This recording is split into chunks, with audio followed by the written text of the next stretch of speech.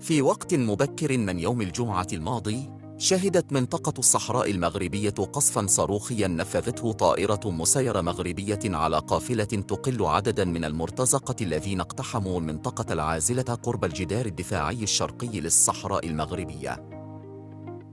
وأفادت وسائل الإعلام المرتبطة بالانفصاليين أن حصيلة الهجوم ارتفعت إلى 5 قتلى حتى الآن، مع استمرار العلاج ل4 آخرين، حالة بعضهم وصفت بأنها خطيرة.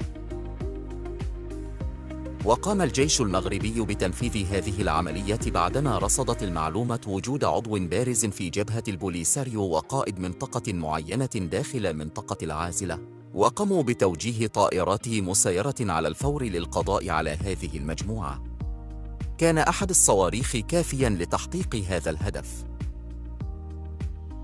من بين القتلى في الهجوم الأمين العام السابق لما يعرف بوزارة التعليم في الجمهورية الوهمية، وكان أحد قادة الكتائب الميدانية وخبير في مجال الاستطلاع.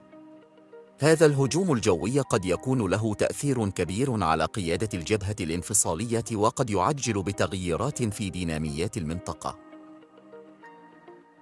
بعد هذا الحادث، أعلنت قيادة الجبهة الانفصالية الحداد لمدة 3 أيام ابتداء من يوم السبت.